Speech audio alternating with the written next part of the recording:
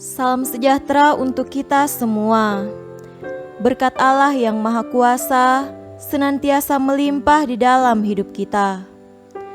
Bapak, Ibu, saudara-saudariku yang terkasih dalam Tuhan kita Yesus Kristus, hari Rabu 5 Agustus 2020 adalah peringatan fakultatif pemberkatan Gereja Basilik Santa Perawan Maria.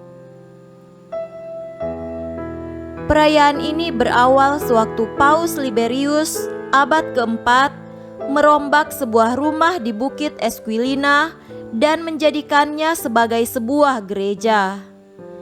Tindakan itu dipicu oleh adanya penampakan Bunda Maria kepada dua orang saleh penghuni rumah di Bukit Esquilina itu. Bunda Maria meminta mereka untuk mendirikan sebuah gereja baginya di tempat itu.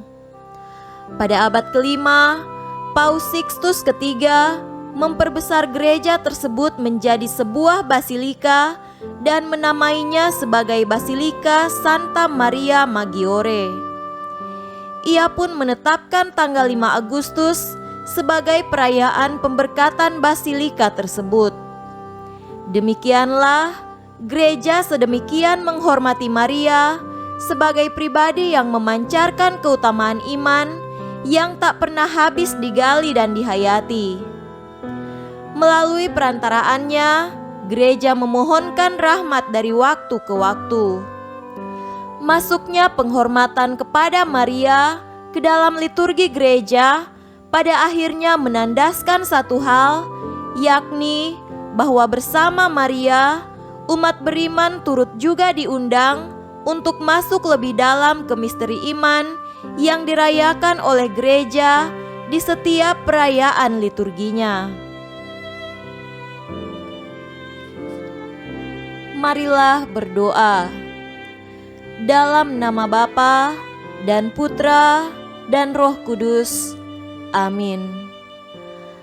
Allah Bapa Maha Setia, perkenankanlah kami menerima sabdamu dan percaya akan janjimu melalui Yesus Mesias, sabdamu terakhir, serta cahaya hidup kami yang hidup dan berkuasa sepanjang segala masa. Amin. Dalam nama Bapa dan Putra dan Roh Kudus. Amin.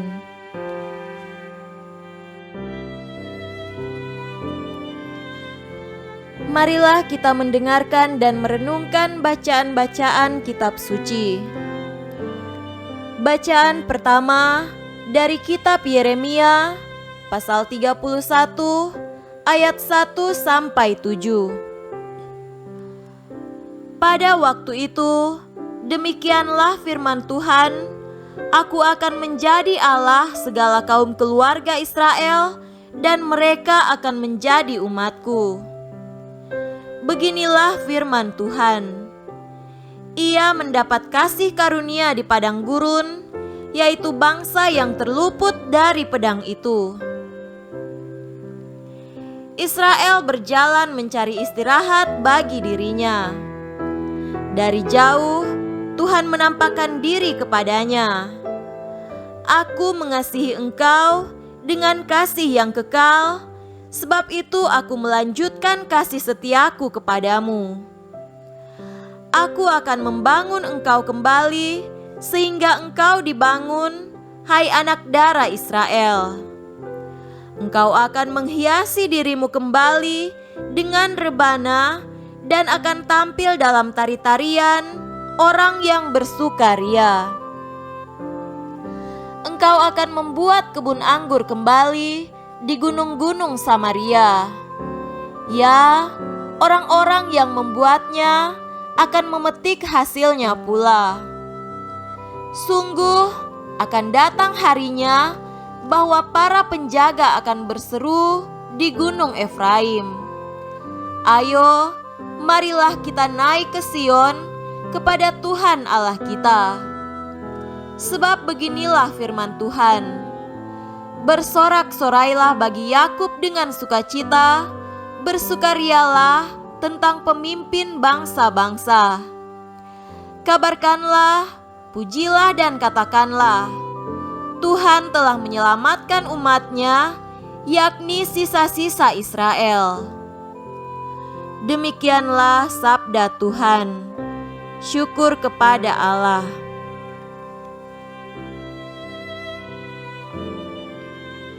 Tuhan beserta kita, sekarang dan selama-lamanya. Inilah Injil Yesus Kristus menurut Matius. Dimuliakanlah Tuhan.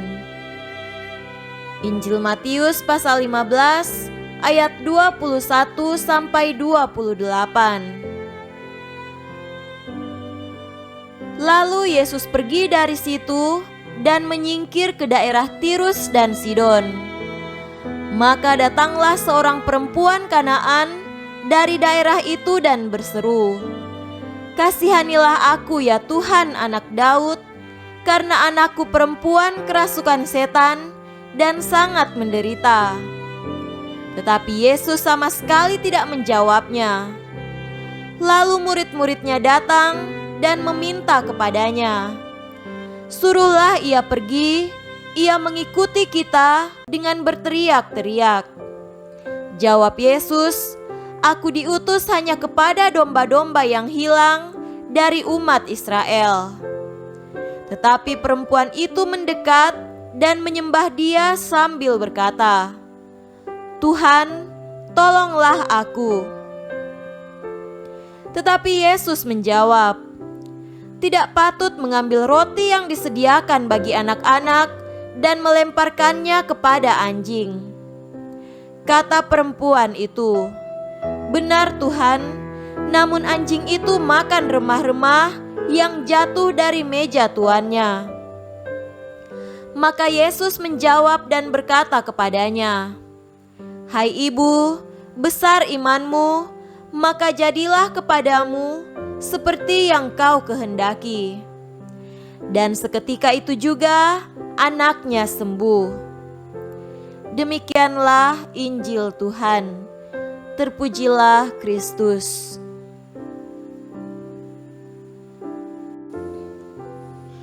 Saudara-saudariku yang terkasih dalam Tuhan kita Yesus Kristus, tema renungan kita pada hari ini adalah perjumpaan kasih yang mengubah. Dua insan manusia baru dianggap menjalin kasih kalau masing-masing mereka saling berbagi kasih. Bila salah satunya saja yang memberikan kasihnya, maka itu bukan jalinan kasih. Kasih yang terjalin di antara dua insan pada umumnya menyatukan dan mengubah. Kasih sepihak sering berujung perpisahan dan tidak menghasilkan apa-apa. Saudaraku terkasih, dari kedua bacaan pada hari ini ditunjukkan kepada kita mengenai kasih Allah kepada manusia. Allah adalah kasih, kasih-Nya itu tetap selamanya dan tidak pernah berubah. Sepanjang masa Allah mengasihi dan Ia tidak pernah mengganti kasih-Nya itu dengan kebencian. Berbeda dari Allah yang senantiasa mengasihi manusia, tidak demikian halnya dengan manusia kepadanya. Kasih manusia akan Allah sering berubah-ubah, mengalami pasang surut. Ada saatnya manusia mengasihi Allah dengan sepenuhnya yang ditunjukkan dengan ketaatan pada kehendak-Nya, tetapi di saat lain manusia menolak mengasihinya. Ia lebih memilih mengasihi ilah-ilah buatannya sendiri. Ketika manusia menolak mengasihi Allah, yang dialaminya ialah keterpurukan.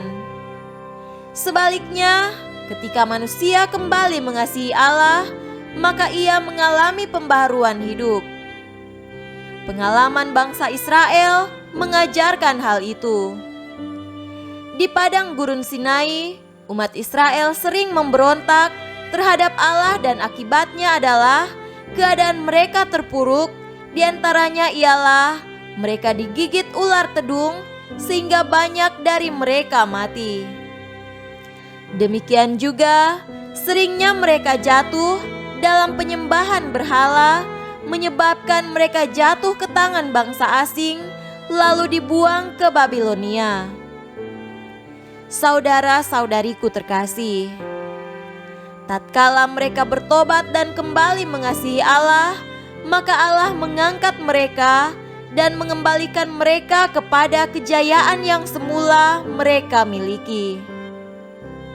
Kembalinya bangsa Israel dari pembuangan Babilonia seperti digambarkan pada Yeremia pasal 31 ayat 4-6 menunjukkan bahwa bangsa Israel membalas kasih Allah terhadapnya dengan mengasihinya pula, maka kejayaan Israel dikembalikan kepadanya. Sama halnya dengan pengalaman perempuan Kanaan yang anak perempuannya kerasukan setan dan menyebabkannya sangat menderita. Ia menunjukkan imannya pada Yesus sebagai tanda bahwa ia berbalik kepada Allah. Segera dengan itu, keadaan anaknya dipulihkan. Semoga kita selalu dapat mengasihi Allah dengan cara melakukan segala yang dikehendaki Allah, agar kita pun senantiasa dapat merasakan kasih Allah di dalam kehidupan kita. Semoga demikian. Amin.